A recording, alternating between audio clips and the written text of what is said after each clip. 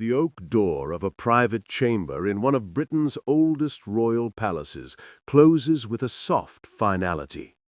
Inside, the hush of candle-lit corridors and the distant ripple of palace life draw a curtain between what is seen in public and what remains behind closed doors. In that silent space stands a monarch, a symbol, and behind that symbol, a human being whose private health has become a matter of intense public speculation.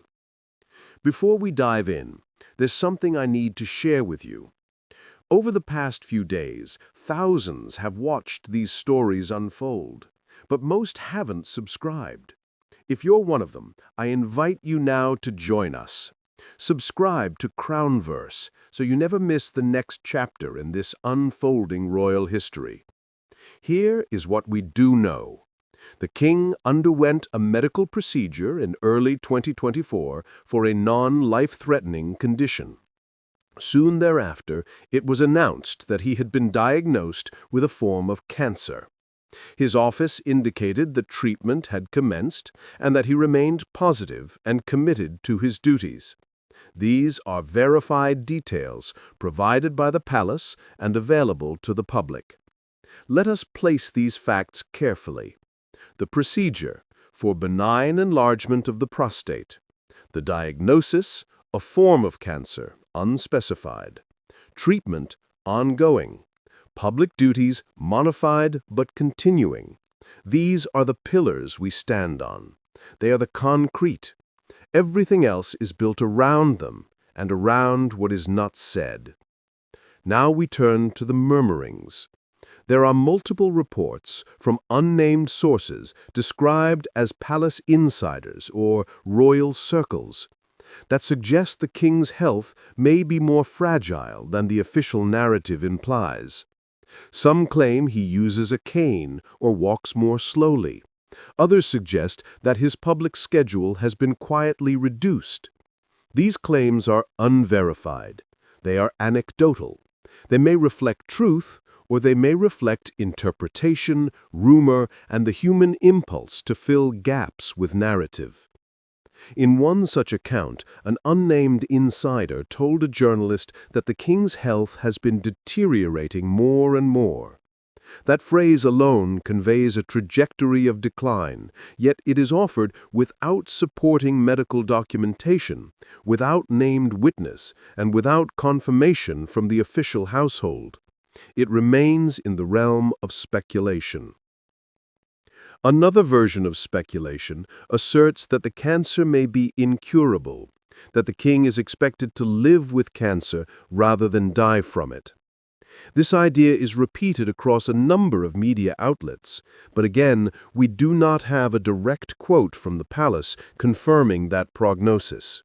We do not have medical records released in public, thus it remains contested. It is important to say why these rumors gain traction. The monarch is 76, an age at which public figures begin to show visible signs of decline. In addition, the institution of monarchy in Britain has long preserved the personal health of the sovereign as a private matter. That very tradition of discretion creates a vacuum into which speculation rushes. When a public figure like this disappears momentarily from front-row engagements, the gap is not silent, it echoes. The public wonders, the press speculates. Let us also recognize what the palace has not confirmed. The type of cancer has not been publicly disclosed. The treatment regimen, its scope, its expected timeline, whether curative or otherwise, has not been detailed. There has been no official full-scale medical update stating the king is in remission or the king's treatment is now complete. The absence of disclosure is not proof of decline, but it is proof of privacy. In this complex interplay of reveal and conceal, the king's public appearances take on added weight. A wave to well-wishers becomes a symbol. The red dispatch box handed to ministers becomes an image of continuity. A brief hospital stay becomes a story in itself. Each nod, each handshake becomes a data point for those watching and drawing from the unseen ledger. Between fact and rumor lies a gray field. In that field, one finds statements such as, "The king is leaning on aides more heavily now." This appears in some media pieces. It draws on observation, interpretation of photographs, and perhaps even some inside commentary. But absent named sources, independent verification, or medical confirmation, such statements must be marked as contested. Consider for a moment the scene of a monarch walking slowly into a hospital visitor's suite, receiving flowers from a young person. The optics are potent. The moment invites questions. Was that slower pace due to fatigue from treatment, or simply the wear of many years? Was the cane seen in some images a sign of an injury, or of chronic arthritis, or something more serious? We do not know. The image may suggest vulnerability, but suggestion is not confirmation. What does this mean for the monarchy? The institution is built on notions of permanence, symbol, stability. The sovereign is expected to embody continuity across decades. When the sovereign is ill, even privately, public confidence can shift. The health of the monarch is not merely personal, it is political, constitutional. If a king becomes unable to carry full duties, questions of regency, of transition, of future leadership may come to the fore. These questions demand attention whether or not the rumors hold any truth. In journalism, one must remain vigilant about the cost of claims. Whispered stories of incapacity, of secret treatment plans, of transition preparations may earn clicks, but they may also mislead. They may prompt undue alarm, feed conspiracy narratives, or unfairly invade privacy. We must distinguish between transparency and speculation. Thus far, the facts are clear: procedure, diagnosis, treatment, active role. The conjectures are multiple: that the king is seriously ill, that aides are quietly preparing for his eventual stepping back, that his health is deteriorating sharply. These remain unverified. They require named sources, documentation, medical evidence, which are not publicly available. There is a possibility that the king is managing his condition in a way that is consistent with continuity, keeping a full schedule, attending to state duties, maintaining appearances. This scenario aligns with the official narrative and would reflect the aim of balancing duty with health. In this possibility, the public sees a monarch who continues quietly adapting, a ruler who does not disappear, but slows gently. That scenario is as plausible as one of rapid decline. It is worth noting that the monarchy itself has precedent for periods of the sovereign continuing while in impaired health. History holds examples of kings and queens who carried duties while unwell, confining appearances, shifting pace, but refusing total withdrawal. The institution is bigger than any one body. In that sense, the whispers may reflect knowledge of internal adjustment rather than crisis. But we cannot ignore the counter-narrative. In media articles across 3 continents, recurring phrases include private concerns, quiet transition planning, reduced visibility. Some pieces claim that senior royal aides have begun mapping out alternate lines of command. None of these pieces cite documents or named insiders willing to go on the record. We must regard them as part of the swirling public story rather than as confirmed evidence. From a narrative standpoint, these rumors have the architectural structure of drama: a king, diagnosis, challenge, continuity, potential succession. That formula resonates. But in responsible reporting, we must remember structure is not proof. The fantasia of drama should not override the discipline of verification. Let us return to a scene. A red dispatch box sits on a desk in an official chamber. The king opens it, reviews documents, signs. The motion is steady. It is real. But we do not know how many hours a day he remains at the red box. At his desk, we do not know how much of the schedule is adjusted behind the scenes. We do not know whether aides are compensating more often than public cameras show. That is the gap the rumors fill. In another scene, the king emerges from a hospital corridor, offers a nod to cameras, says thank you to nurses. He smiles at a well-wisher and then departs. The moment is brief. The public lifts its breath. Are we seeing resilience or masking? The cameras capture form. They cannot capture condition. The official statement says nothing more than treatment ongoing and positive. The absence of specific progress reports is not at odds with that, but it leaves space. We must remember that privacy has legal and ethical weight. The sovereign, like any person, reserves elements of private health from public view. The fact that the palace has released a limited set of facts is in line with tradition. It does not automatically indicate concealment of dire circumstance, but it also allows for speculation.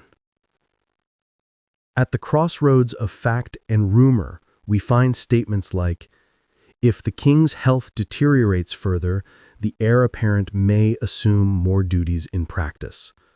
This is logical, but it is presented sometimes as fact. The claim that transition planning is already underway should be treated as speculative unless supported by direct evidence from official channels. Why does the public feel entitled to the king's health data? Because the sovereign is more than a head of state. He is a living institution, a national symbol. People demand transparency because they have invested symbolically in the monarchy. But demanding details on a private medical matter collides with the tradition of royal discretion. That tension is central to why speculation thrives. As we map the timeline, we see a procedure in January, a diagnosis in February, a hospital stay in March, and continued public duties throughout the year. That is the timeline of fact. Overlay it with fewer public appearances, slower gate entrances, potential cane sightings. It creates the texture of conjecture. Some of that texture may be valid. Some of it may be misinterpretation of ordinary aging or minor ailments. We cannot draw firm conclusions. Let us consider motives. Media outlets may lean into speculation because stories of decline or transition in the monarchy attract attention. Insiders might leak selective impressions for disparate reasons: internal politics, narrative management, personal agendas. The monarchy itself may deliberately release only minimal information to preserve dignity and continuity. In that interplay, the truth becomes harder to isolate. It is also worth reflecting on what health means in this context. The king performs ceremonial, constitutional, state, and familial roles. His capacity to meet with a foreign leader, to review dispatches, to attend ceremonial processions, all form part of the performance of monarchy. A reduced capacity may exist without full incapacitation. A slower pace may be invisible to public theater, yet it matters. That hidden reduction matters. Therefore, when we hear, "The king is stepping back more than admitted," we must ask, which duties? Is he absent from high-profile overseas trips?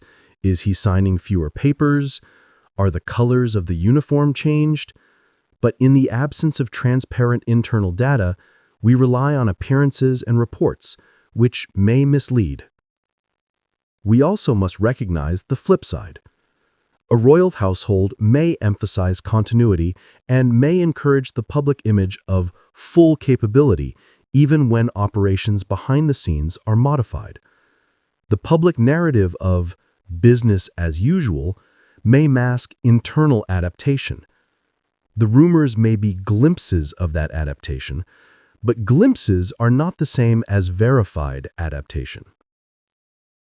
The silence of official sources is worth examining. Silence may be taken as agreement or as concealment, but neither automatically. The palace's tradition is to speak only when necessary and to withhold many details. The decision not to disclose the type of cancer may be a deliberate privacy decision, not necessarily a sign of severity. The decision to allow the king to maintain duties may reflect his own desire to keep working or the institution's need for continuity. What then is the most responsible position for us, as documentary makers, as analysts? It is to recognize the dual narrative. On one hand, here are the facts. On the other, here are the rumors, and we must treat them accordingly. We present the facts with authority, and we present the rumors with caution. Facts: medical procedure, diagnosis, treatment, ongoing duties. Rumors: deteriorating health, secret transition planning, cane walking, reduced schedule. The border between them is a line of missing information. We honor the gap. We do not fill it with speculation dressed as fact. Think of the locked door, the royal drawing room, sealed behind tradition and protocol. The public stands outside. Inside, work continues. The king signs the documents. The king receives guests. The king undergoes treatment. The motion is subtle, continuous. If we listen carefully, we might hear the quiet of adaptation creeping into the chambers of ceremony. We might imagine aides adjusting schedules, reallocating duties, advising the monarch to rest, while cameras show a handshake, a flag wave. We might imagine the dispatch boxes still arriving, the seals still broken, the proclamations still issued. Yet behind the scenes, the rhythm may be slower. That possibility matters, even if unconfirmed. When we map the monarchy's future, we must ask, how long can one man carry this role in this condition? The question is not necessarily about impending abdication, but about sustained performance. That question underlies the rumors. It fuels them. It elevates them from idle speculation to matter of national import. But until official detail emerges, we are left with this fact. The king is undergoing treatment, continuing his role, and not publicly stepping away. He has not abdicated, no regency has been declared. That status quo holds. Everything else revolves around possibility, observation, interpretation. Thus, our narrative ends where it must begin, with the distinction between what is confirmed and what is conjecture. We might conclude not with certainty, but with invitation to watch, to question, to hold our analysis loosely. Because in institutions built on continuity and tradition, disclosure may come slowly or not at all. In the quiet flicker of a candle in the palace corridor, we glimpse both an enduring crown and a mortal body. In that duality lies the human dimension of monarchy. The king signs the red box. The king receives well-wishers. The king rests behind closed doors. The king returns anew, and while we observe, we know part, but not all. Will the whispers prove true? Will the secrecy be vindicated as necessary discretion, or will the adjustments behind the scenes lead to a transition of another kind? Only time will tell. In the meantime, the throne stands, the symbol endures, and behind the locked door, the quiet story continues. Thank you for joining us on this exploration. We invite you to reflect, to comment, to ask. In a world of transparency and spectacle, what kind of monarchy do we deserve?